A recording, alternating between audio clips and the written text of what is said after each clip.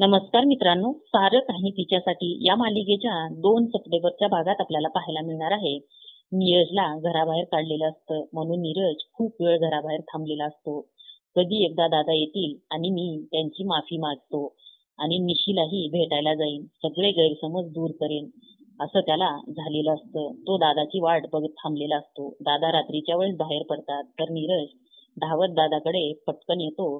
दादा, प्लीज एकदा ऐकून घ्या ना माझं. अहो, मी काही केलेलं नाही. प्लीज एक संधी द्या ना बोलायची. मला सगळे गैरसमज दूर करायचे आहेत. तर दादा म्हणतात, अजून काय बोलायचंय? बाकी ठेवलंय तुम्ही? अहो नीरजराव, खूप विश्वास होता तुमच्यावर. विश्वासाने तुमच्या हातात हात दिला होता माझ्या मुलीचा आणि तुम्ही काय केलं? माझ्या मुलीला दुखवलंत ना? अहो, तुमच्यावरचा विश्वास उडालाय. मी तुमच्या घरी जेव्हा आलो होतो ना, तेव्हा तुमच्या घरचे सगळे तिथे उपस्थित होते. पण माझी मुलगी तुमच्या घरातल्यावरती विश्वास ठेवू शकत नव्हती.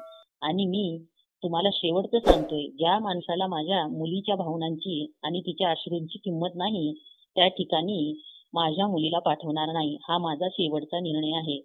आणि हा विषय इथेच संपला. नीरज थांबवण्याचा प्रयत्न करतो. दादा, प्लीज एकदा ऐकून घ्या ना. अहो, मी काय म्हणतो ते तरी ऐकून घ्या.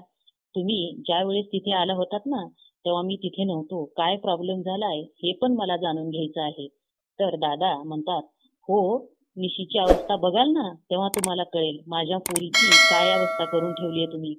तुम्ही जे केले ना, मी तुम्हाला माफ करू शकणार नाही. आणि तुम्हाला सांगितलंय ना, विषय संपला. दादा तिथून निघून जातात. नीरज वाट बघत असतो की निशी कधी बाहेर येईल आणि कधी एकदा तिच्याशी बोलेन. तो तिथेच थांबून राहतो रात्रभर.